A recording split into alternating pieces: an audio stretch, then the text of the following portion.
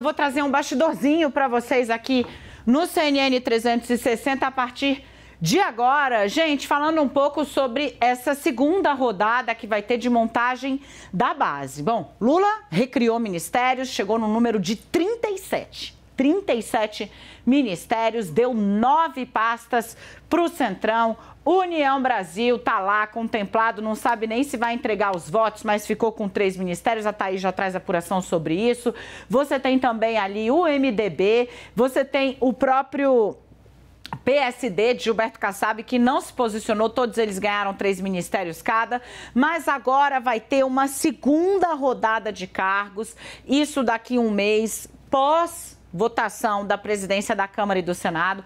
São os cargos de segundo escalão e cargos esses, gente, que serão contemplados, direcionados a abrigar, por exemplo, o grupo do novo presidente da Câmara, Arthur Lira. Foi por isso que eu falei para vocês que eu queria entender até quando o PP vai manter uma posição, tendo seu presidente como porta-voz de Bolsonaro, né? Bolsonaro fora, mas Ciro Nogueira rebatendo aqui no Brasil por ele. E esse acordo mais do que bem acertado, mais do que bem arranjado entre Lira e Luiz Inácio Lula da Silva.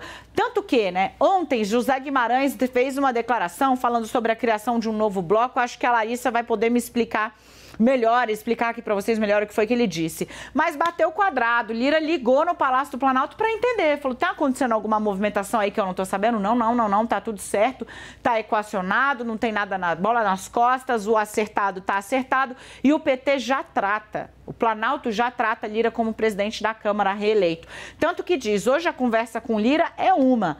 Em fevereiro, quando ele for presidente da Câmara, a conversa vai ser outra. E a relação nesse meio do caminho tem que estar bem azeitada. O PT sabe, como poucos na história recente, o que é um combate frontal com um presidente da Câmara bem articulado politicamente e envenenado contra o Palácio do Planalto. Pode acontecer. Dilma Rousseff e Eduardo Cunha estão aí nos livros de história para comprovar o que eu estou falando. Então, a ideia é azeitar essa relação. E daqui um mês, em fevereiro, Codevasf, agências estatais, coisas que estavam na lista de reivindicações desse grupo, em especial de Arthur Lira, montado ali por parlamentares de diversos partidos e que ele vê como trazer para perto do governo.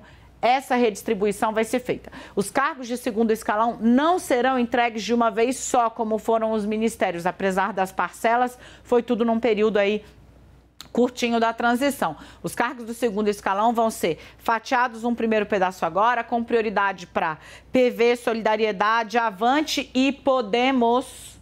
Podemos entrou nesse grupo aí, que vai receber num primeiro momento um assento nos cargos de segundo escalão, e daqui um mês vem nova divisão de cargos, de olho nas novas composições da Câmara e do Senado para fechar o concerto, a concertação de uma base para Lula no Congresso Nacional. Vem para cá, Larissa Rodrigues. Cadê a Thaís Arbex? Ela foi comer?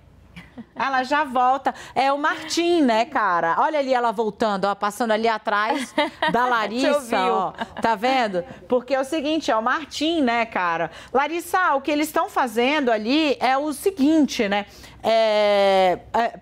Fatiar para tentar passar tudo. Lembra do Capitão Nascimento dando aula de como é que o Bope sobe ao morro? Ele fala, fatiou, passou. É meio isso que Lula está tentando fazer nesse momento, fatiando esses cargos para ver se no final, até fevereiro, depois que a Câmara voltar a funcionar, ele tem um grupo atendido em diversas camadas. Negociação partido-partido, negociação governo-partido, negociação governo-bloco, negociação governo-Lira.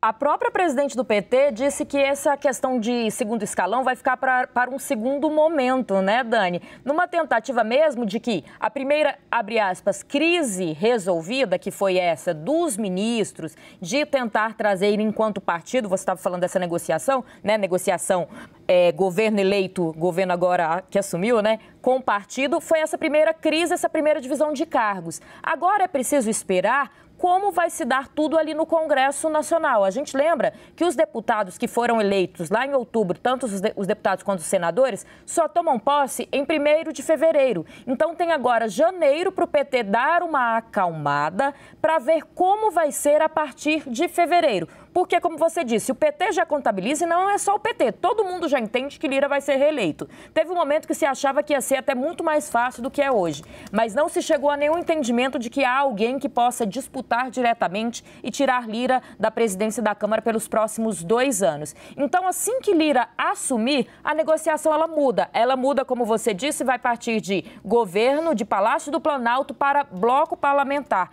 numa tentativa de formar o que a gente sempre chama de base. Muitos vêm dizendo que até esse momento o PT, com quem o apoia, ainda não tem uma base suficiente para votar nem projetos simples, que é preciso ali só a maioria dos 513 deputados, metade mais um, por exemplo, metade mais um, 41 senadores também, que dirá para votar, por exemplo, uma PEC, uma proposta de emenda à Constituição, que precisa do que a gente chama de quórum qualificado, 3/5 dos parlamentares. Então, por isso que é preciso agora dar uma acalmada para esperar essa eleição da Câmara, vai ter também do Senado, vale a gente lembrar, para depois começar a negociação governo-bloco, para poder, com isso, conseguir firmar o bloco de base de sustentação, que é o que o Lula quer, de seu governo dentro do Congresso Nacional. Dani.